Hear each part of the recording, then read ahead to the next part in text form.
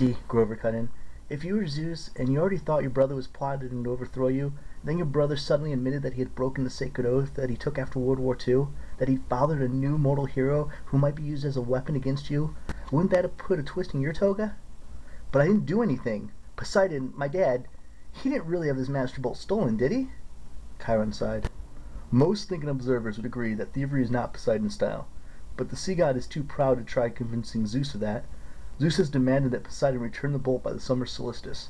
That's June 21st, 10 days from now. Poseidon wants an apology for being called a thief by the same date.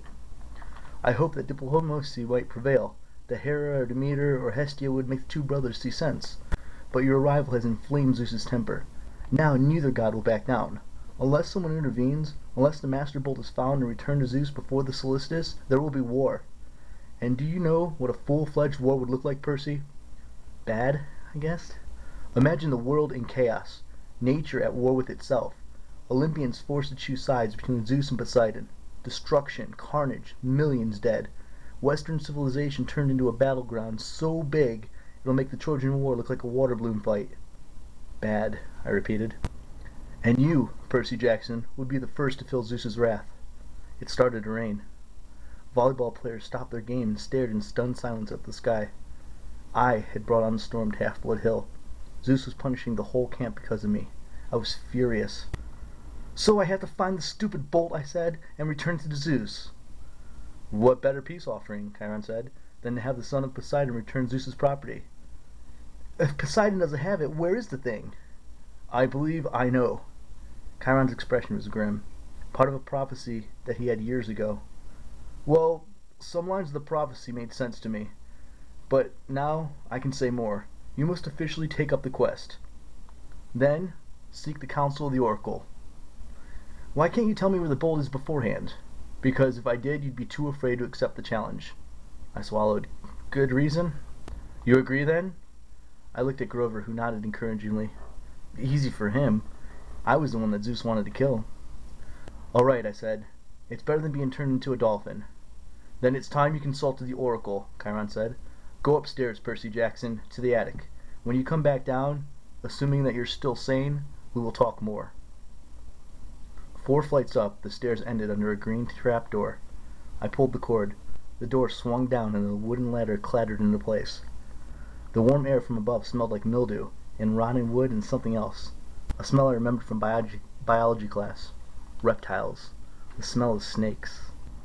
I held my breath and climbed. The attic was filled with Greek hero junk. Armor stands covered in cobwebs, once bright shields pitted with rust, old leather streamer trunks plastered with stickers saying Ithaca, Circe's Circle, and Land of the Amazons. One long table was stacked with glass jars filled with pickled things, several hairy claws, huge yellow eyes, various other parts of monsters. A dusty mounted trophy on one wall looked like a giant snake's head, but with horns and a full set of shark's teeth. The plaque read, Hydra Head, Number 1, Woodstock, New York, 1969. By the window, sitting on a wooden tripod, was the most gruesome memento of all, a mummy. Not the wrapped in cloth kind, but a human female body shriveled to a husk.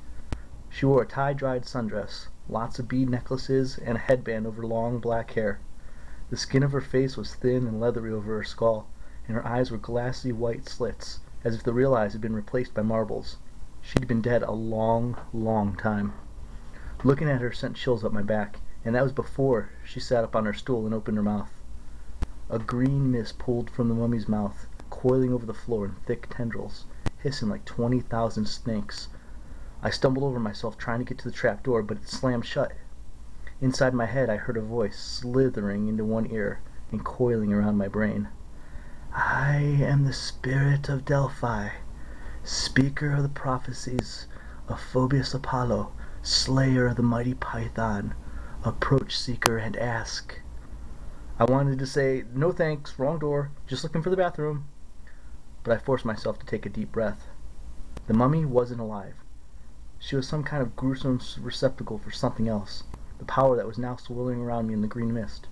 But its presence didn't feel evil, like my demonic math teacher Miss Dodds or the Minotaur. It felt more like the 3 fates I'd seen, when they were knitting yarn on the highway fruit stand, ancient, powerful, and definitely not human. but not particularly interested in killing me either.